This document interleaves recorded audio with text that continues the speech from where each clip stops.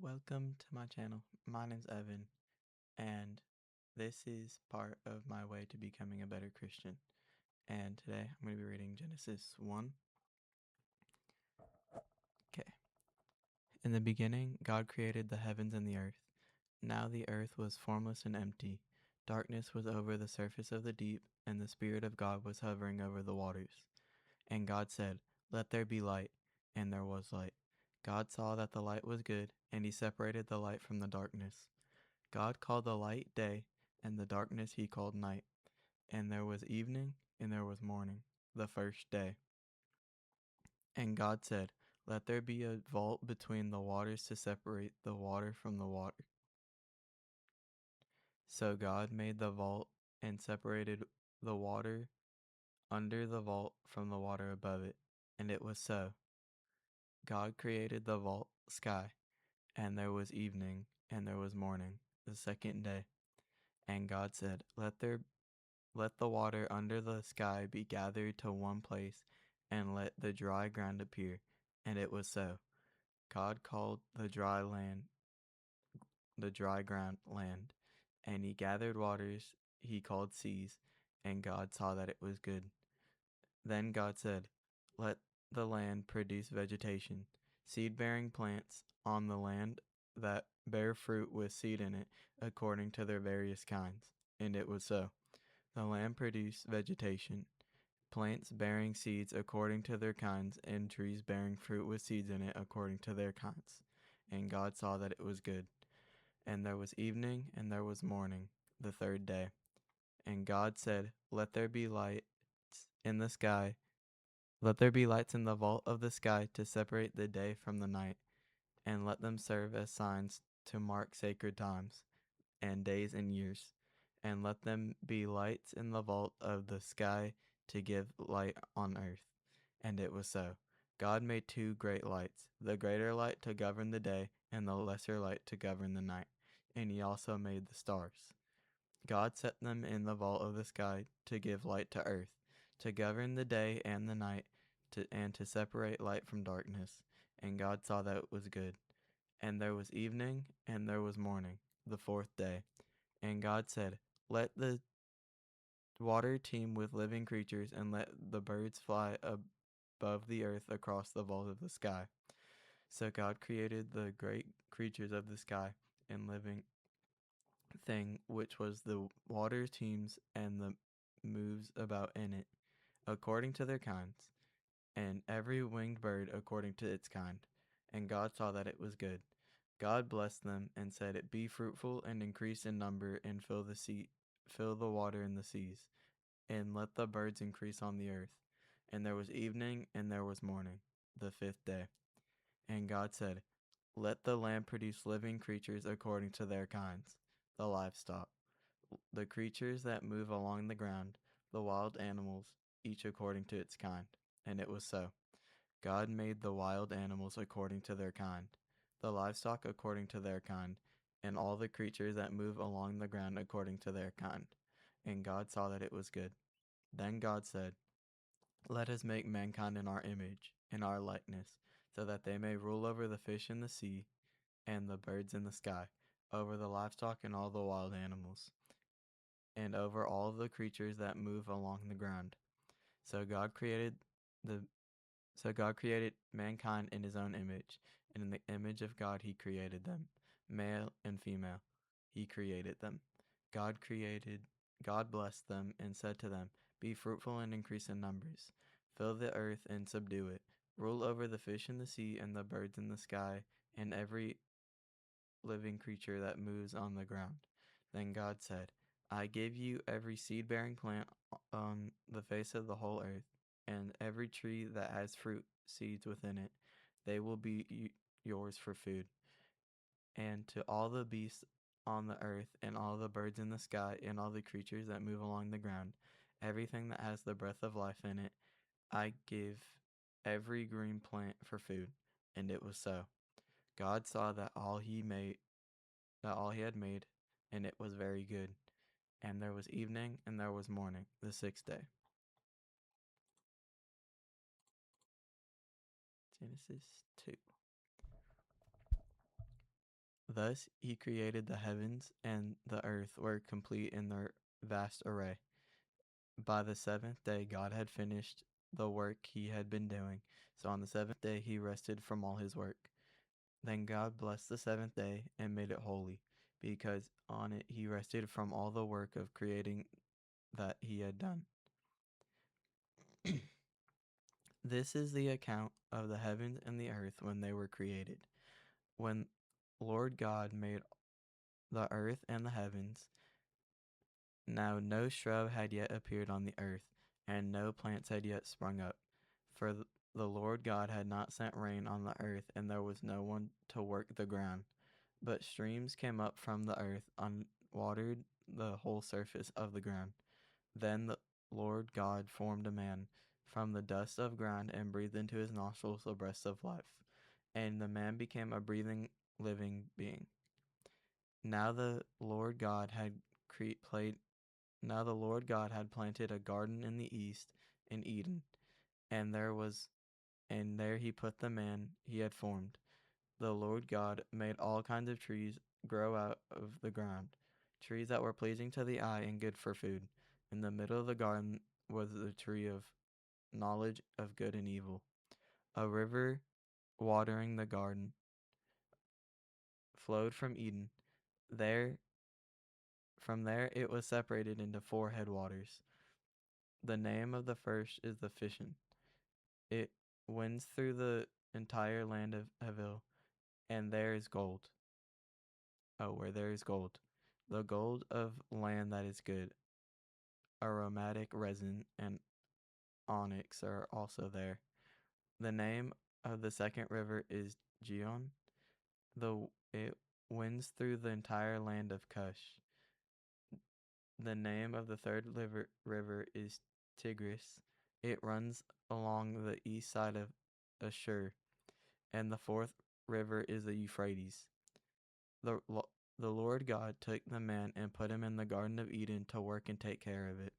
The Lord God commanded the man, "You are free to eat from any tree in the garden, but you must not eat from the tree of the knowledge of good and evil, for when you eat from it, you will certainly die."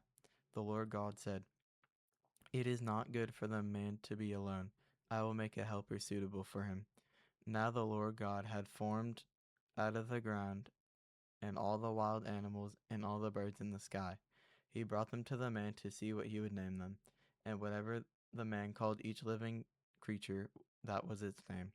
So the man gave names to all the livestock, the birds in the sky, and all the wild animals. But for Adam, no suitable helper was found. So the Lord God caused the man to fall into a deep sleep. And while he was sleeping, he took one of the man's ribs and closed it up and placed with flesh. Then the Lord God made a woman from the rib. He had taken it out of the man, and he had brought her to the man.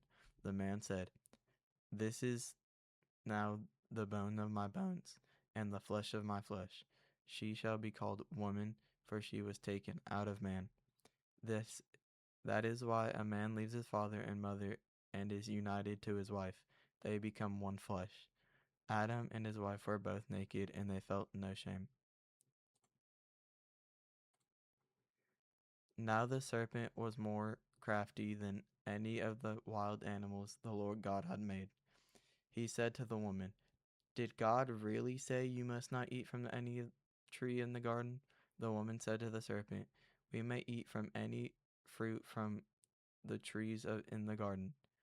But God did say, you must not eat from the tree that is in the middle of the garden, and you must not touch it, or you will die." You will you will not certainly die," the serpent said to the woman, "for God knows that when you eat from it, your eyes will be opened, and you will be like God, knowing good from evil." When the woman saw that the fruit of the tree was good for food and pleasing to the eye, and also desirable for gaining wisdom, she took some and ate it. She also gave some to her husband, who was with her, and he ate it. Then the eyes of both of them were opened, and they realized they were naked. So they sewed fig leaves together to make some coverings for themselves. Then the man and his wife heard the sound of the Lord God as he walked into the garden in the cool of day, and they hid from the Lord God among the trees of the garden. But the Lord God called to the man, "Where are you?" He answered, I, an- I heard you in the garden, and I was afraid because I was naked, so I hid. And he said, Who told you you were naked? Have you eaten from the tree that I commanded you not to eat from?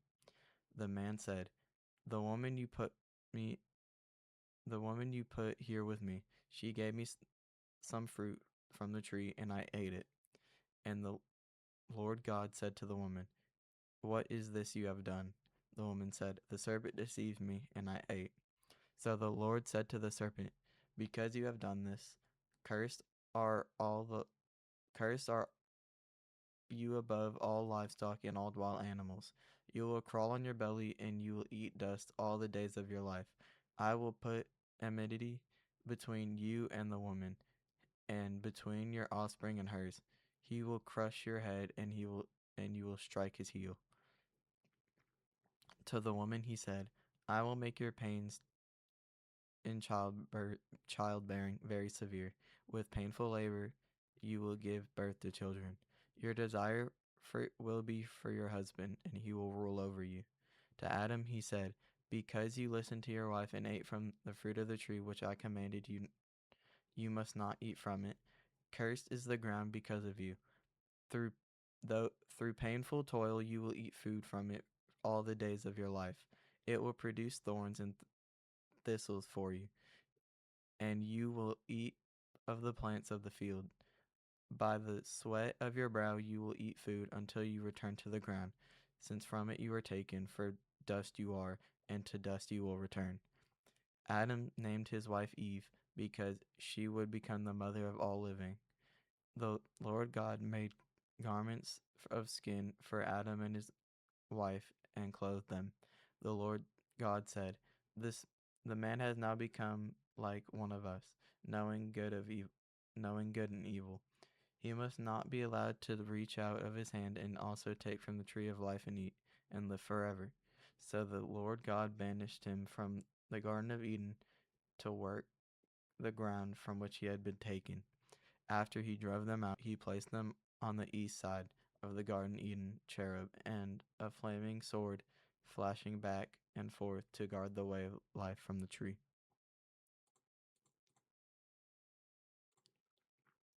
Adam and love made wife to, Adam made love to his wife Eve, and she became pregnant and gave birth to Cain. She said, With the help of the Lord I have brought forth a man. Later she gave birth to his brother Abel. Now Abel kept flocks, and Cain worked the soil. In the course of the time, Cain brought some fruits of the soil as an offering to the Lord. And Abel also brought an offering, fat portions of some of the firstborn of his flock. The Lord looked at with favor on Abel and his offerings, but Cain and his offerings did not look with the favor. So Cain was very angry, and his face was downcast. The Lord said to Cain, Why are you angry? Why is your face downcast? If you do what is right, will you not be accepted? But if you do not do what is right, sin is crouching at your door. It desires to have you, but you must rule over it. Now Cain said to his brother Abel, Let's go to the field. While they were in the field, Cain attacked his brother and killed him. Then the Lord said to Cain, Where is your brother Abel? I do not know, he replied. Am I my brother's keeper? The Lord said to The Lord said, What have you done? Listen, your brother's blood cries out to me from the ground. Now you are under a curse and driven from the ground, which opened its mouth to receive your brother's blood from your hands. When you work the ground, it will no longer yield crops for you. You will be a restless wanderer on the earth. Cain said to the Lord, My punishment is more than I can bear. Today you are driving me from the land, and I will be hidden from your presence. I will be a restless wanderer on the earth, and whoever finds me will kill me. The Lord said to him, Not so. Anyone who kills anyone who kills Cain will suffer a vengeance 7 times over. Then the Lord put a mark on Cain, so one who found him would kill him. So Cain went out from the Lord's presence and lived in the land of Nod, east of Eden. Cain made love to his wife, and she became pregnant and gave birth to Enoch. Cain was then building a city, and he named it after his son Enoch. To Enoch was born Irad, and Irad was the father of Mehuel, and Mehuel was the father of Methuselah, and Methuselah was the father of Lamech. Lamech married two women, one named Adah and the other named Zillah. Adah gave birth to Jabal. He was the father who lives in the tent and raised livestock. His brother's name was Jubal. He was the father of all who played string instruments and pipes. Zillah also also had a son, Tubal-Cain, who forged all kinds of tools out of bronze and iron. Tubal's Cain's sister was Naamah. Lamech said to his wives, Adah and Zillah, listen to me, wives of Lamech, hear my words. I have killed a man for wounding me, a young man for injuring me. If Cain is avenged 7 times, then Lamech is avenged. Then Lamech 77 times.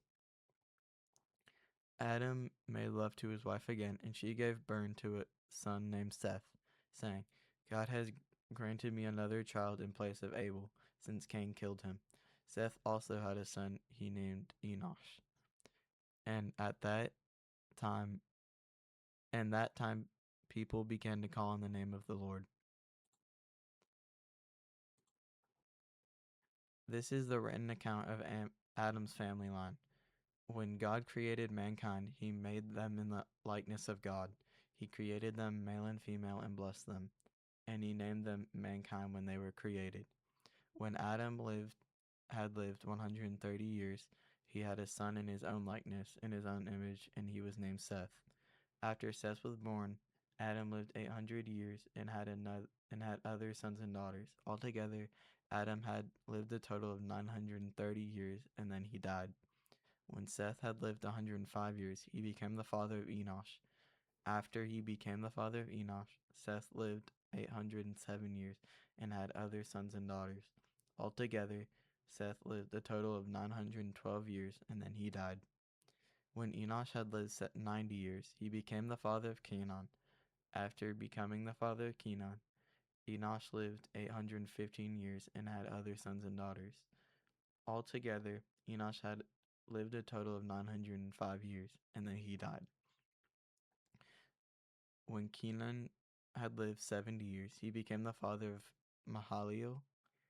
After he became the father of Mahalalel, Cainan lived 840 years and had other sons and daughters. Altogether, Cainan lived a total of 910 years, and then he died. When Mahalalel had lived 65 years, he became the father of Jared. After he became the father of Jared, Mahalalel lived 830 years and had other sons and daughters.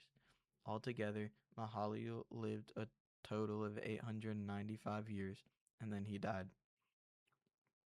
When Jared had lived 162 years, he became the father of Enoch.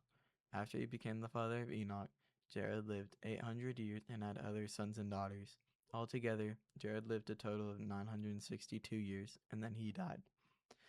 When Enoch had lived 65 years, he became the father of Methuselah.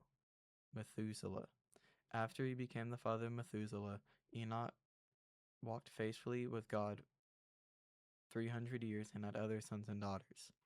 Altogether, Enoch had lived a total of 365 years. Enoch walked faithfully with God. Then he was no more, because God took him away. When Methuselah had lived 187 years, he became the father of Lamech. After becoming the father of Lamech, Methuselah lived 782 years and had other sons and daughters. Altogether, Methuselah lived a total of 969 years, and then he died. When Lamech had lived 182 years, he had a son. He named him Noah, and he said, "He will comfort us in the labor and painful toil of our hands caused by the ground the Lord has cursed. After Noah was born, Lamech lived 595 years and had other sons and daughters. Altogether, Lamech had lived a total of 777 years, and then he died. After Noah was 500 years old, he became the father of Shem, Ham, and Japheth. And that's where we're going to leave off for today. Come back tomorrow for another reading.